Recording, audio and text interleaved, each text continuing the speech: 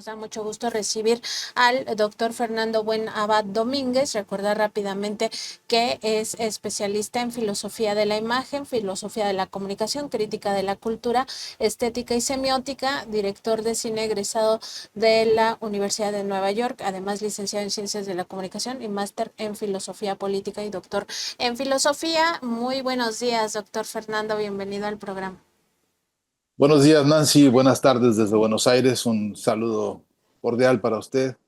y para todos los amigos, desde luego, de Contralínea que lo siguen. Este, un día realmente interesante hoy, ¿no? Además, para celebrar a todos los maestros y maestras de México que están dando una batalla realmente importante.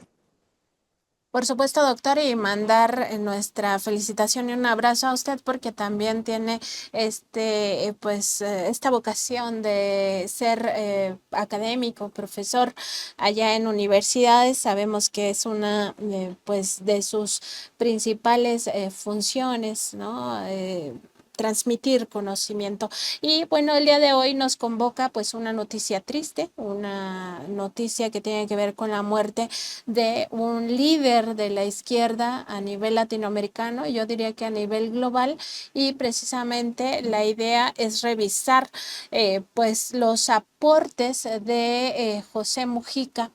el expresidente, sobre todo en su análisis de cómo la manipulación de la información, de los datos, del conocimiento, pues tiene repercusiones en la lucha latinoamericana, particularmente en esta región, pero también a nivel global. O sea, esto de la guerra cognitiva pues es algo muy generalizado. Primero decirle pues cómo tomó, doctor, esta noticia. Se sabía pues la enfermedad ya muy grave que padecía Pepe Mujica, y que pues era inevitable su muerte, pero al final pues sí nos deja pues eso, tristeza. Sí, si me permite usted, muy brevemente, dos palabras autorreferenciales, porque pude conocer al Pepe, como él nos autorizaba a decirle en confianza, desde luego, y también en empatía política, porque hay una camaradería que él supo siempre inspirar en todos los lugares en los que había oportunidad de reunirse con él y de compartir ideas, incluso desacuerdos, porque era un hombre que le gustaba sembrar el debate y gestar la discusión, y en eso también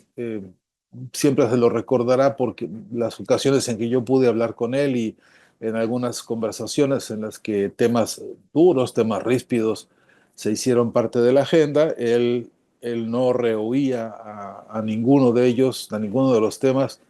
a ninguna de las puntas agudas de los debates, y siempre era de los que tomaba, digamos, la vanguardia para la profundización. Eso fue su vida, Nancy, eso fue toda su militancia. El Pepe fue un hombre que entendió que había que asumir la responsabilidad histórica de participar en las confrontaciones más sustantivas de la vida en colectivo, que no se podía y no se puede, no se debe hacer la vista gorda cuando las cosas no están bien, que donde hay alguien que está padeciendo por hambre, por persecución, por tortura, por cualquier razón que fuere, es obligatorio de todo aquel que se percata tomar posición y tomar participación. Ese era el Pepe y lo hizo toda su historia, y eso le costó cárcel, le costó persecución, decisiones que fueron para la mirada de algunos muy polémicas. El Pepe creció en esa generación que nos educó a todos, de hecho a todos en un continente, porque el debate entre la construcción de una sociedad libre, una sociedad justa, por la vía, por ejemplo, de la lucha armada, como algunos tupamaros como él fue, habían decidido y así encararon como jugándose la vida incluso, y el debate por la vía democrática, que también en el periodo digamos, de la juventud del propio Pepe, ya Salvador Allende venía impulsando para América Latina. En ese caldo de cultivo empezó a madurarse en la figura del Pepe Mujica lo que hoy entendemos, Nancy, como su legado. Y en eso quisiera poner yo énfasis porque el concepto de legado a veces se nos va como muy fácil a disquisiciones superfluas. Y en el caso del Pepe Mujica eso es imposible. No hay lugar para ninguna superficialidad cuando uno habla justamente de su legado.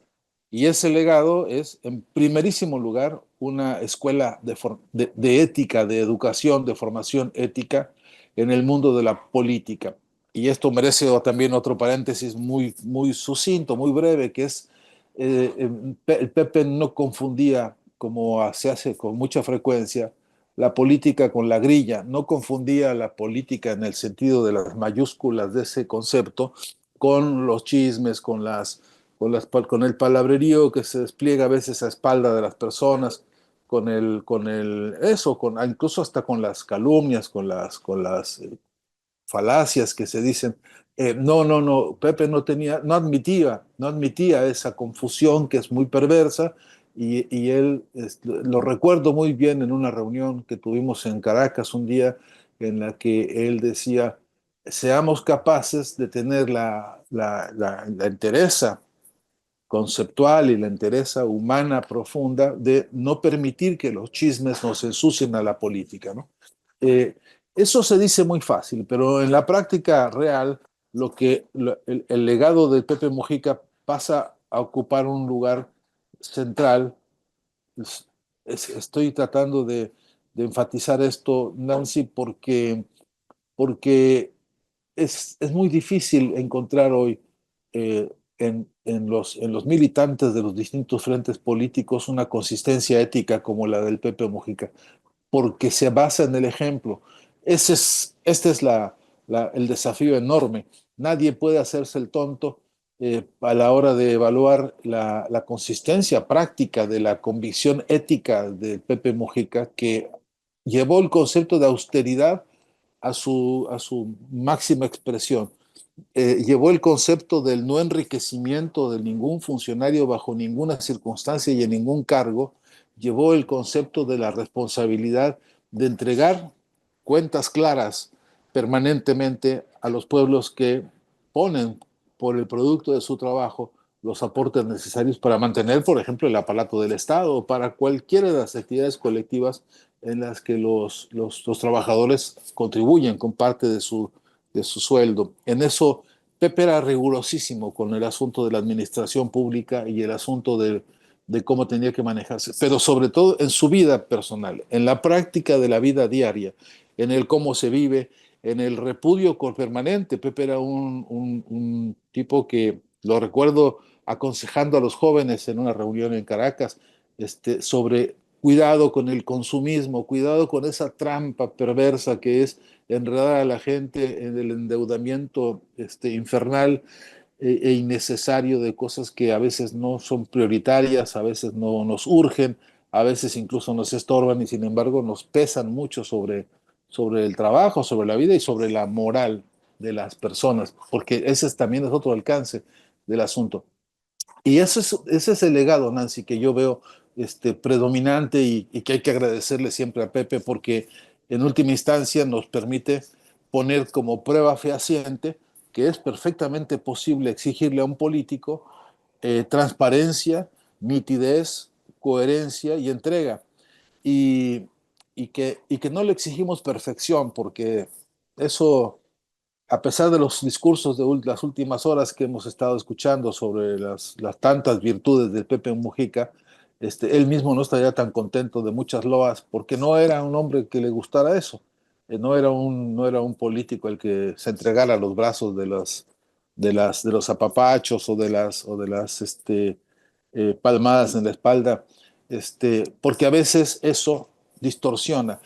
Entre paréntesis, quisiera insistir en esta emboscada ideológica que se está presentando en algunos medios de comunicación latinoamericanos, que es que están presentando al Pepe Mujica como un viejito bonachón, como un viejito sabio que tiraba frases alentadoras con cierta moralina, pero sobre todo con esta cosa de que, bueno, ya a su edad tan grande como era un señor bonachón que decía cosas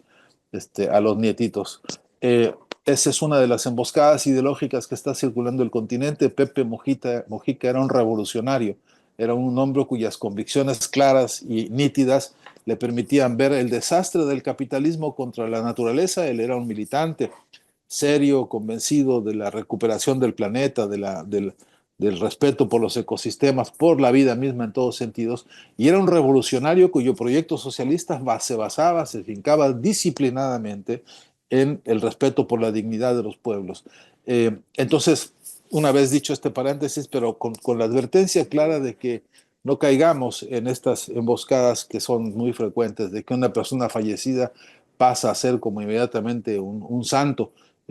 No era el caso de Pepe. No le hubiera gustado a él nunca que los que tuvimos alguna vez cercanía con él prescindiéramos de alguna observación, incluso atrevido yo alguna vez con él, excesivo quizá, pero sí diciéndole,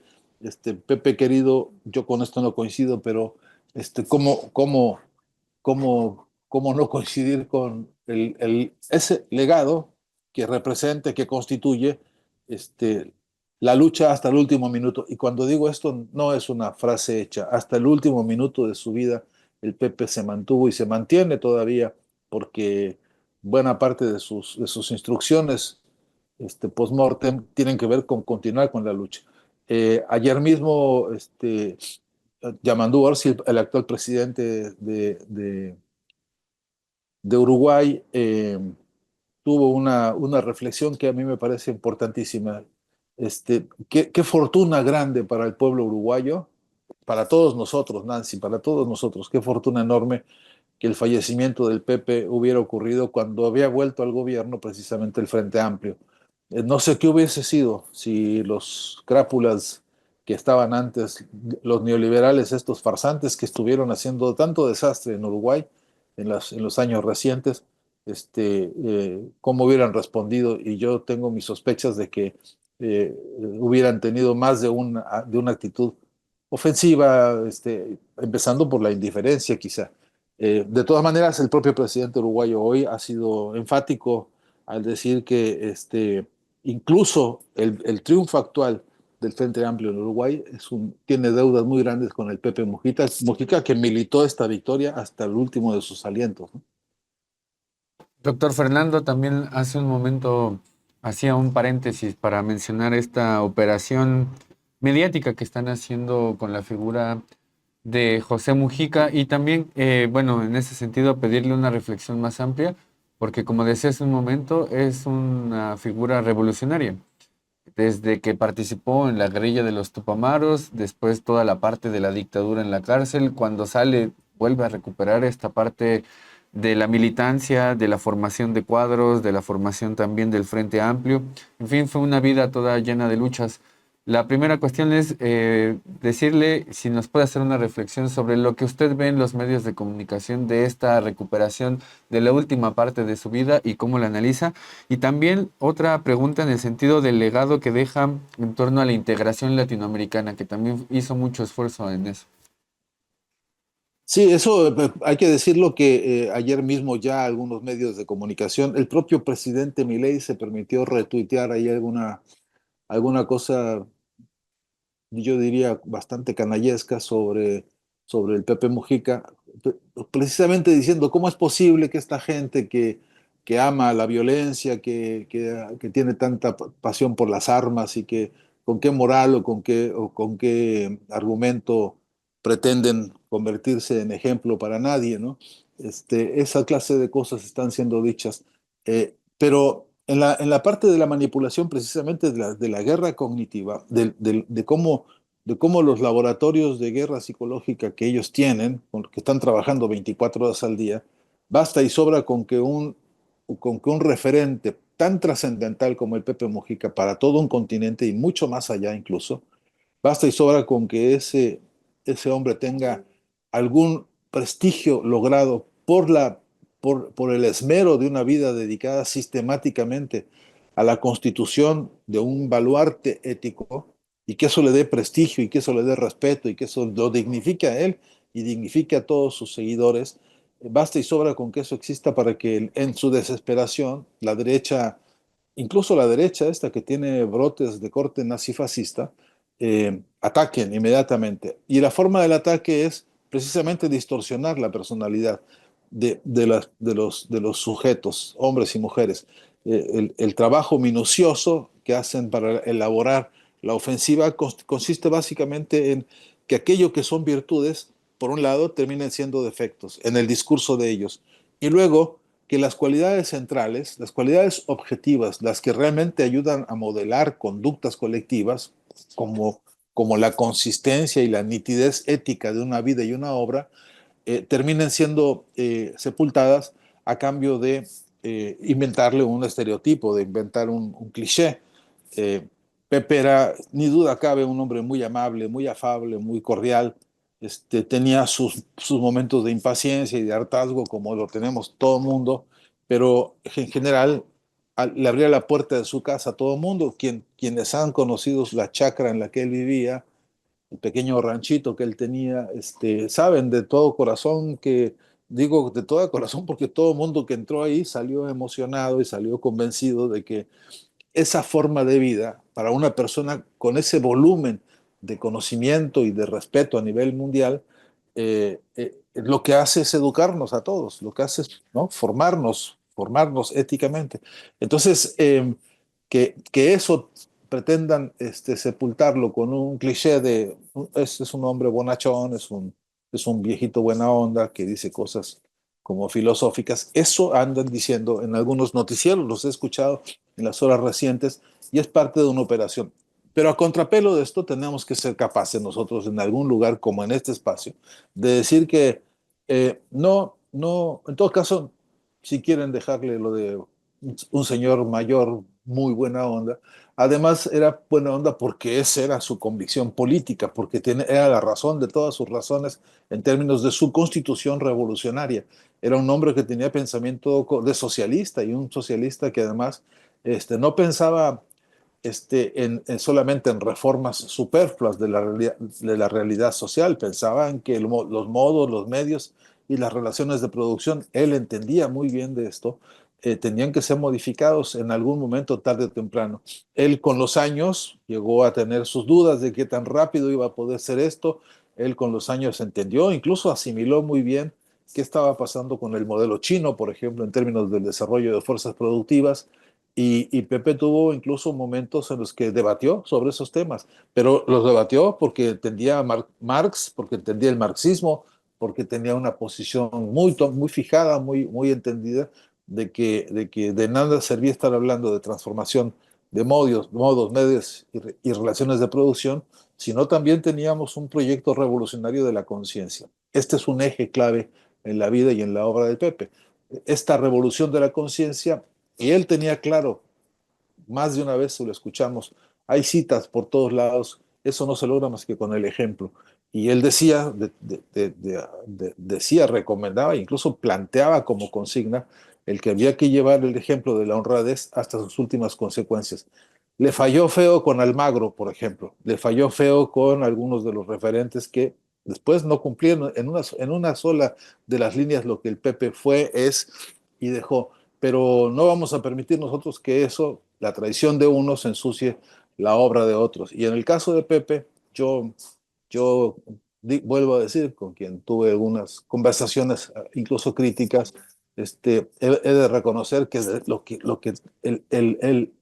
aporte, el legado, la herencia más importante del Pepe Mujica es que nos deja claro que eso es perfectamente posible, que se puede surcar, cruzar, pasear por la política de ida y vuelta, que se debe asumir la política como un deber colectivo humano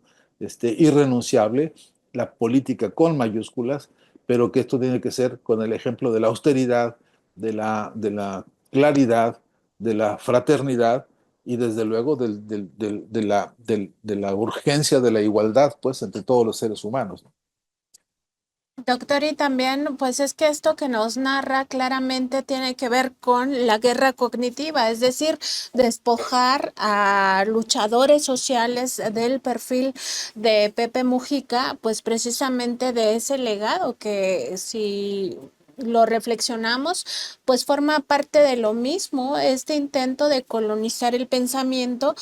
pues a partir de, pues ya incluso caricaturizar, si me lo permite esta palabra, a pues una persona con todo este trabajo y además con toda esta congruencia, porque claro, tiene este tipo de errores que también ya nos narraba, porque es un ser humano y todos los seres humanos nos equivocamos y no seríamos dioses o diosas, y claro que no lo somos, pero en el caso de él, pues cuando ya lo ponen como un viejito bonachón o como un abuelito, eh, es un poco también decir, pues no le hagan mucho caso, porque ya estaba pues en esta etapa de reflexionar la vida y que no tiene mucho sentido, cuando en realidad tiene todo el sentido si vemos toda su vida, y además toda su lucha y las formas en que él mismo fue encontrando, pues para continuar con este trabajo, ¿no? Porque primero pues estaba en la clandestinidad y luego pues pasa incluso a ser presidente de una nación, y siempre en congruencia. Es parte de lo mismo, ¿no, doctor? De esta guerra cognitiva. Sí, ni duda cabe, Nancy. Y en ese sentido, el trabajo, digamos, el trabajo crucial está primero en no permitirlo, en frenar los estragos de semejantes canalladas mediáticas, y sobre todo, creo yo, con un esfuerzo que sí que hay que hacer permanentemente. Primero porque la memoria también es un campo de batalla simbólico, porque la memoria también es un territorio en el que se libra permanentemente la construcción y la reconstrucción del sentido. A veces hay detalles que uno pierde en el recuerdo y entonces se le modifica cómo entendió, cómo vivió, cómo experimentó ciertas cosas en la vida. Y este es un trabajo minucioso que hay que hacer, recuperar la memoria, pero en clave también de disputa por el sentido. Y con el Pepe tenemos una oportunidad extraordinaria porque esto que estamos nosotros hoy por hoy apreciando con el mayor detalle posible de su legado histórico, de su legado ético, es, Nancy, si usted me lo permite, un plan de lucha por sí mismo. Porque imagine usted que nosotros con esta referencia que estamos mencionando, si tuviésemos al menos las 10 importantes frases que el Pepe dijo en los distintos foros internacionales, en los distintos momentos de su vida, a propósito del deber ser y de la moral de la batalla y de la lucha. Si con eso hiciésemos nosotros muy brevemente un punteo de este legado ético moral del Pepe Mujica y lo convirtiéramos en examen para revisar cómo lo entiende la clase política en general, lo que se entiende o se conoce como clase política, nos encontraríamos con muy serios problemas, Nancy, porque entre lo dicho y lo hecho, no siempre hay esta pertinencia y constancia de ideas y de palabras y de hechos. Y Pepe en eso era muy exigente, ¿no? Y creo que por eso, a contrapelo de la noción del viejito bonachón, a contrapelo de esta canallada que se dice y de querer mostrar a Pepe como un hombre ya en edad senil y cansado, hay que decirles que con su cáncer en el esófago y como fuera, el tipo se subió a la campaña política por el Frente Amplio, por recuperar el concepto de poder que entendían y que entienden en el Frente Amplio los compañeros, el poder popular, y no faltó, se subió, se fue a las plazas, se fue a todas partes. A Pepe Mujica le ofrecieron directamente de la presidencia de Estados Unidos un tratamiento para que se fuera a cuidarse allá, que lo vieran los médicos en los hipotéticamente mejores hospitales del mundo, y él decidió que no, que tenía que estar y atenderse con los médicos uruguayos, con los médicos que por cierto tienen su prestigio, y que él se quedaba en su país, no solamente a militar por su salud, sino para poner su salud al servicio de la otra militancia, que es la militancia por el proyecto del pueblo uruguayo y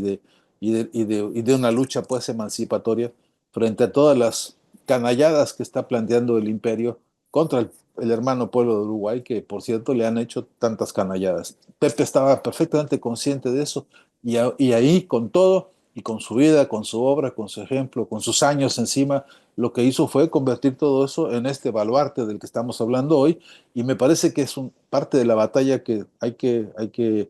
este, hay que librar, es esta, como decía el poeta, ¿no?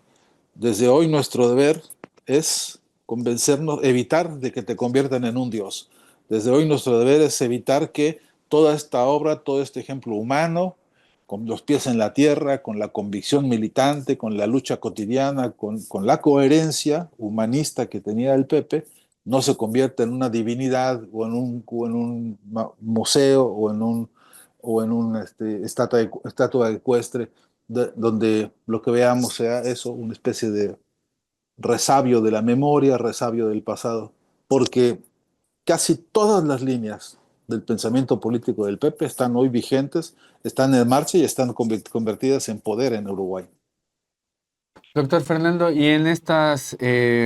por decirlo de esta manera, este pensamiento, estas tesis que planteó José Mujica, hace un momento hablaba de lo que mencionó con respecto al caso de China, y ahora tenemos también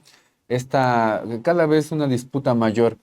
de estas dos grandes potencias, Estados Unidos y China. En las reflexiones que usted tuvo con José Mujica, en lo que hemos visto públicamente que dijo con respecto al caso de China, ¿qué nos puede comentar ahí? ¿Cuáles eran las reflexiones que tenía respecto al modelo chino? Usted creía que la circunstancia histórica actual nos obligaba a pensar en un modelo como ese, un modelo en el que hubiera dirección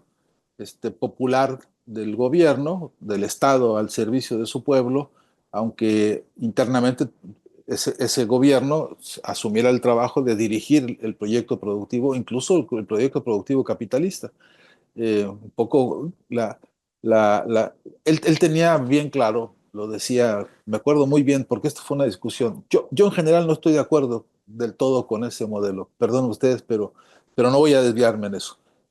Pero sí que él conocía muy bien, decía, dentro de China, en todo caso, el proyecto comunista chino, que se declara marxista-leninista en los documentos del propio presidente Xi Jinping, que son una carta de navegación muy clara sobre cómo están comprendiendo el desarrollo económico comunista chino hoy, y dicen bien claro que al interior del proyecto económico y del desarrollo de fuerzas productivas cabe el modelo capitalista siempre y cuando ese modelo se restrinja específicamente a las actividades económicas y nunca a la dirección política de un país. Entonces, pero además no es que sea el único modelo económico, es que hay una serie de otros modelos combinados en los que hay, por ejemplo, modelos cooperativos, modelos comunales, de producción. Hay una diversidad de formas de organización económica que todas están subordinadas pues a la dirección política del partido. Entonces, Pepe creía que eso era una magnífica solución de transición, mientras que hacíamos posible de una vez y por todas que esta cosa terrible y este infierno espantoso en que el capitalismo ha convertido el planeta y a la especie humana, de una vez y por todas se termine y podamos pasar por fin,